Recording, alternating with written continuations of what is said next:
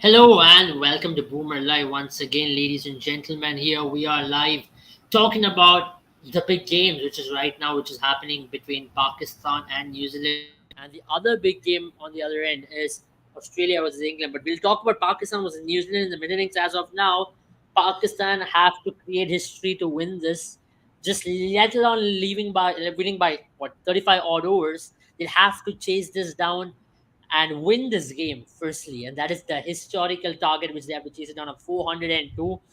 Rachin Ravindra creates history, most number of World Cup centuries for a debutant, most number of centuries by New Zealander in a single World Cup, and most number of centuries by a player who's under the age of 24, and most number of runs by a player who's under the age of 24 as well.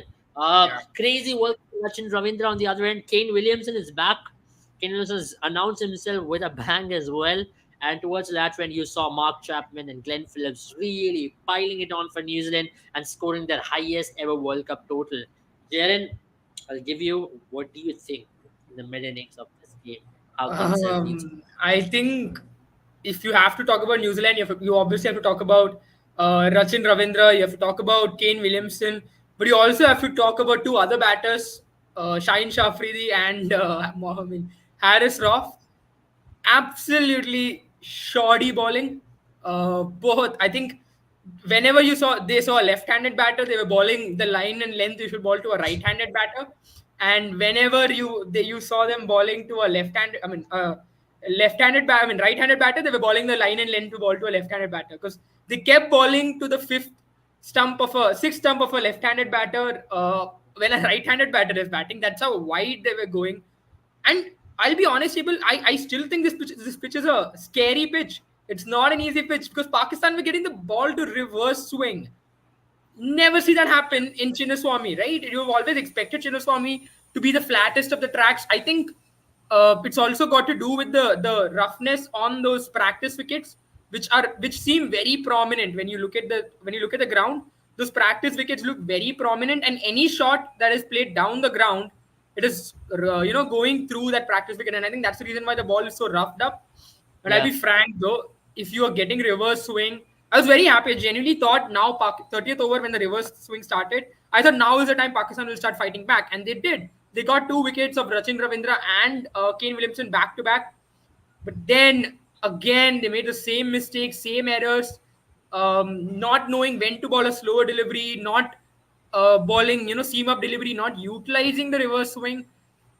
I have no idea what to say. I just want to say my favorite part about this innings, or rather the most upsetting part about this innings, if you're a Pakistani fan, is how Harris Roth broke the record for the most runs given by a Pakistani bowler in World Cups. And then 3 overs down the line, Shaheen Shafridi breaks that record. So Shaheen Shafridi is now number one Pakistani bowler to come out brilliant, really brilliant today. It was just great to see if you're an Afghanistani fan or if you're a New Zealand fan, not so Yeah. much if you're a Pakistani fan. And some of the I Pakistani mean, journalists are topping towards cricket now. absolutely. True that. So Teju says so it's goodbye for Pakistan. But Waleed is still there with hope saying watch out, votes for Fakhar Zaman's 200. That's very, very optimistic at this point. They'll You have need to. Fakhar Zaman to do the job today. If he Yeah, doesn't do or it, else there's nobody else who can do it. yeah, The national team has landed back, chose to field. I mean, we did speak about in the preview sitting here that choosing to field was possibly handing the game over to New Zealand, or that's exactly what New Zealand would have wanted because after New Zealand have had a couple of bad days out there chasing a total down, they would have wanted to go up there and maybe play freely without any burden, and play according to their strength, not having a total in front of them, and they did. They did exactly that. They knew that they could go out there and play freely and express themselves. At the same time, they could also put pressure on the Pakistani bowlers without worrying about what happened in the last game or not. So I think that was a bad decision from Babar I Azam to mean, put. A lot of people said, "Oh, fantastic decision to win the toss and ball first, make use of the conditions." I thought that was bad. In Chinnaswamy, it's a day game. We've even seen it in the IPL. Day games, you bat first, put runs on the board, and it's a pressure game for Pakistan on the other end of things. They did not even think about it. They came, won the toss, thought it's going to be a very cloudy day or in Bangalore. If you've been in Bangalore, you know the clouds go up in a whisker. yeah, That's exactly what happened. The yeah. clouds went away. Now it's cloudy, rather. Now it's raining, and now it's a different game altogether. Yeah, but then that's how Bangalore weather is. I mean, it's very what do you say, moody. It doesn't matter. I mean, I won't be surprised if one day in Bangalore I walk out of my balcony, it starts snowing. That's how Bangalore weather is. Oh, it started I hailing the genuinely last time. I won't be remember that. I surprised. was in the balcony, it started hailing. Yeah. Oh, yeah. I remember once I was on the terrace, having a good day out there on the terrace, enjoying the scenery, and it started raining. I remember it was the same day. I got stuck on the terrace. I had to run down. That's how Bangalore is. Bangalore can produce miracles. Bangalore weather is like Pakistani cricket. It is mercurial. But having said that, I'll tell you one more fact, right? I still think it's a good pitch. It's a great pitch to bat first on, granted. But I still believe Pakistan had enough opportunities to do well. I think, I mean, the power play, they did not ball that well. They just did not ball the right line and lengths. And I think they missed a spinner. They absolutely missed a spinner. I think the ball is going to turn because the Yeah, cutters were gripping. You saw Iftikhar get slight bit of turn, someone who doesn't turn the ball a lot. yeah. I think it's gonna turn, and I think New Zealand have read the pitch really well. And Pakistan missed a spinner. They genuinely missed a spinner. Absolutely. I was optimistic about New Zealand bouncing back after the three losses. If Fucker has gone, it's over for them. I agree. I mean, at this point, the onus is on Fucker Zaman to give them a flying start, and not just a flying start, to continue piling runs, because 8 runs and over, it's no joke what we're talking about in 50 overs. 8 runs and over in T20 in itself is a hard task for Pakistan, but 8 runs and over in a 50 over is a different challenge altogether. But the only respite for them is New Zealand are playing with four ballers, and the fifth option is still a mix of Rachin Ravindra, Daryl Mitchell, most likely, and Glenn Phillips. So if they can capitalize on that and also target Tim Southey, then New Zealand could be in a slight bit of pressure. But I think playing is Sodi now in hindsight looks like a very good decision from New Zealand, because if this ball grips and if New Sodi brings us trickery of balling it wide outside, and with Pakistan is struggling against leg spinners, I think it's a good option to bring him in. Oh yeah, absolutely. And I mean, even though Farid Khan and everyone else, they all expected a lot more to change. I think what really went wrong for Pakistan is that they did not capitalize on moments where they should have. I mean, I think I can understand the game going on till the Kane Williamson and Rachin Ravindra partnership. I think that partnership was just phenomenal because, I mean, Kane Williamson, for instance, did not give any opportunity. It was a flawless innings, and the only time you saw him give up his wicket is when he realized now they have 1 wicket in hand. I mean, 9 wickets in hand. They have to go after the bowling, and that's when he played for his team and he got out. Rachin Ravindra similarly played all classical shots, not a lot of risky shots. It was calculated risk. So I understand that Pakistan bowlers did not get any breathing time. But after those 2 wickets, they did not bowl the right line and lengths. And they kept straying down the leg side. I think that partnership really broke them. And that is a sign of a good team, right? You look at India, Yeah, you look at South Africa, it's not like they've not faced adversities, or even on Australia. These teams are not, it's not like they've not faced adversity. It's just that it's how you come back. It's a World Cup. You're playing the 10 best cricketing teams in the world. There are going to be moments when you're not doing well. But issue again with Pakistan has been the same thing: the lack of innovation, the lack of creativity, the lack of using what could be, things that are in your advantage. I think reverse swing. I expected Pakistan to genuinely do what they did against Australia to this New Zealand team. I thought 350, 360 probably when the ball started reversing. But except for Mohammad Wasim Jr., nobody else really utilized it. Now, it really makes me doubt whether or not, I think, whether or not Pakistani strategy is the issue at this point in time, because you just seem like they have no answers at this point in time. absolutely. Eagle landed in Bangalore well and truly. Can Pakistan chase it down? I mean, we'll talk about it. Where is Daniel Alexander simping on world number one bowler?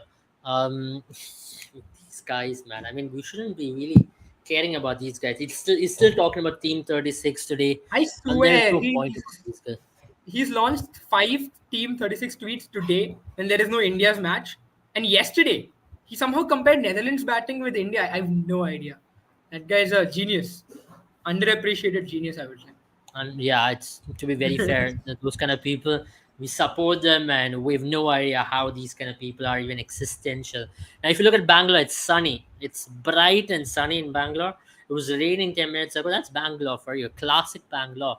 Rains, sun. It's gonna get colder at night.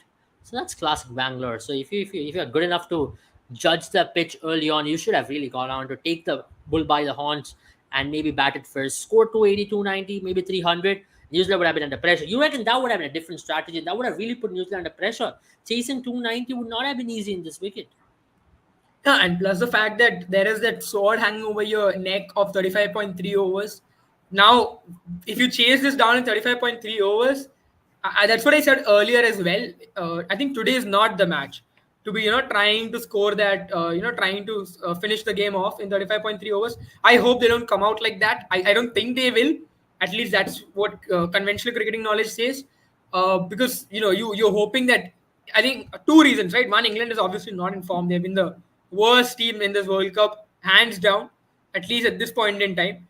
And also, you don't want to really risk against a team who's also your competitor by throwing away your wickets and ending up losing a match which you probably can still win. Now, from here on, I think the best way to do it, Abel, is for them to utilize the power play, get 70, 80 runs. I know that sounds a lot, but there's a reason I'm saying that, because I don't think it's going to be easy to smack the ball after the 15th or the 16th or the 20th over, especially with two spinners. I think a Mitch Santner is going to have a field day today, unless Pakistan, of course, finds a way. And I believe they can. They still can. They've got some good batters in there. I think three batters I can really identify who can do the job for them is one is Fakhar Zaman, one is Abdullah Shafiq, and one is Saud Shakil. I think these three lads, they've got it in them to really put pressure back on Pakistan. And even a Mohammad Rizwan, he's been showing some intent in the past few games. So these four are very critical for them. And I think if they do well, Pakistan might just end up chasing it. But just imagine every over they play on under 8, what's going to happen is that required run rate is just going to shoot up with every over they play under 8. So that's not going to be an easy thing to really look into. It's not a 350 or a 340 we're talking about. With every over they play under 8, there's the required run rate is going to shoot up. It's going to go up to 9. It's going to creep up to 9.5. Then slowly 10. That's a different situation. If you have to chase close to 250 with 10 runs and over, that's not easy. That's very much not easy. Then you're going in a T20 mode, and that's not going to be very easy on a pitch which is breaking down as well. No, I'll give you another perspective to that table. You have to also score. So basically, you have to score 402 of 300 deliveries. Now, convert that into an individual strike rate.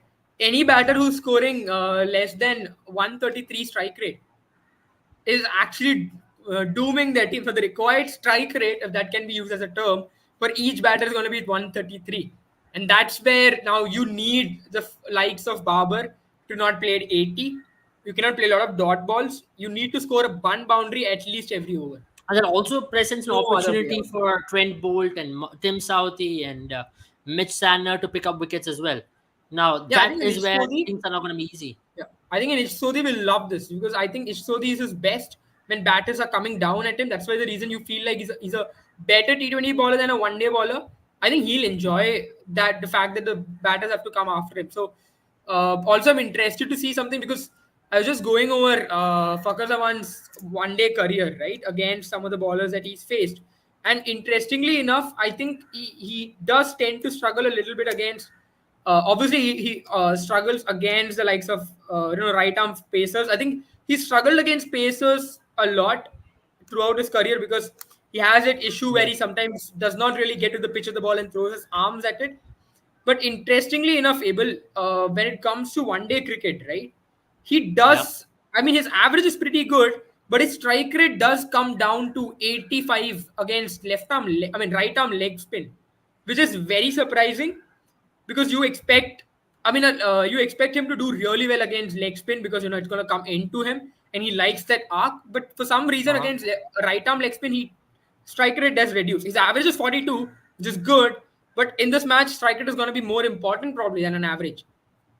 Even if you look at the game where they were chasing 200 or against Bangladesh, I mean, they did take quite a lot of time even there, to be very honest. That could have been a 28-29 over game, but they went on chasing 33, 34 overs. So they are a team who takes a lot of time to chase targets down.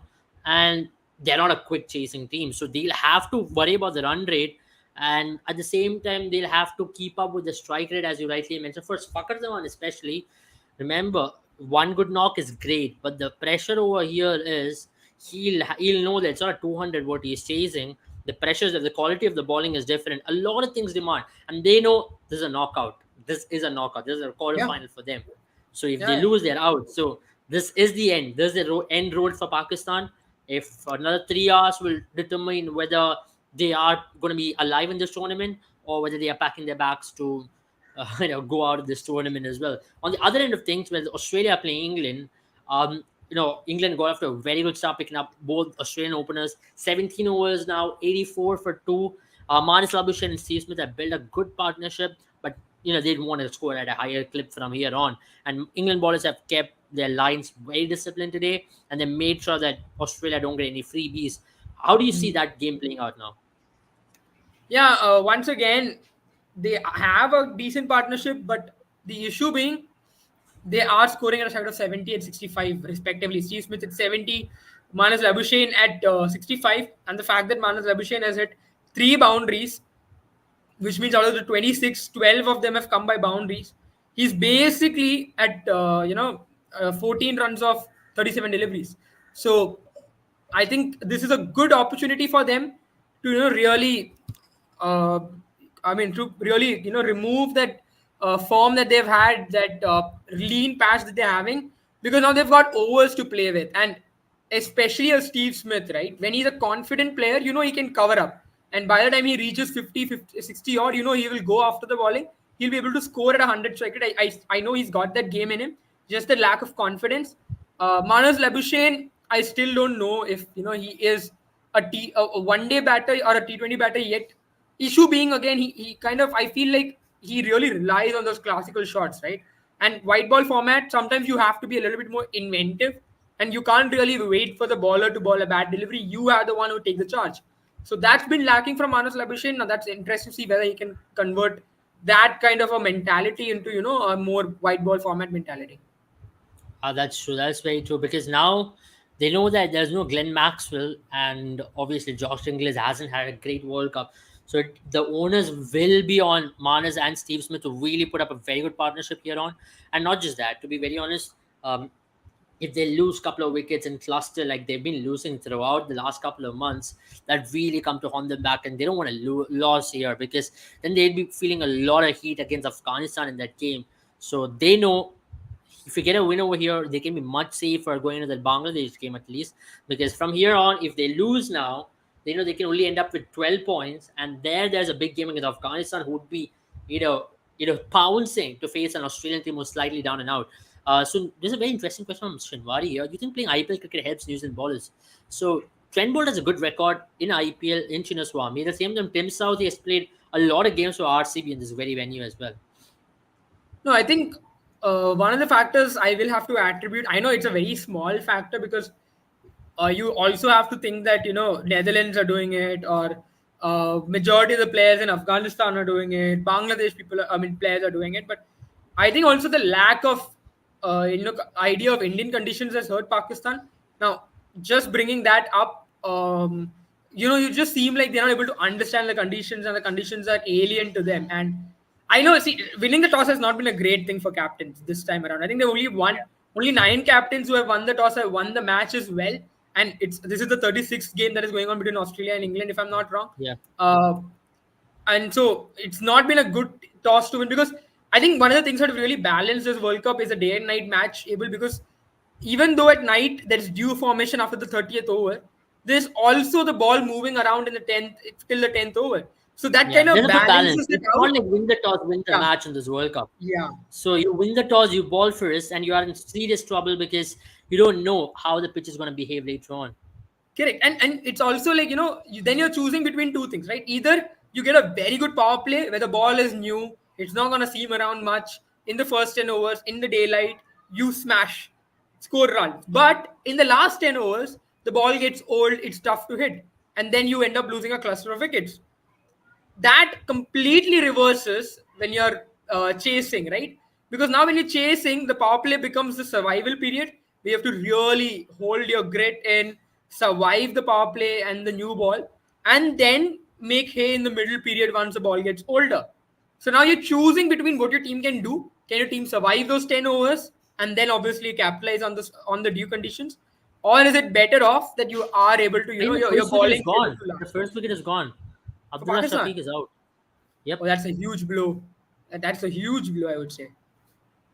massive, Because he's one of the massive. guys who's actually scored at 100 strike rate, and he was looking good. I would say. I know he hadn't scored much, but he did play that one beautiful shot off his legs to Trent Bolt. Not an easy thing to do as a right-handed batter. I mean, but yeah, I think Tim Saudi, by the way, will enjoy this kind of a pitch if it is the kind of pitch that we saw in that first innings, where I felt there's a lot more on this track, especially after that 30 over mark.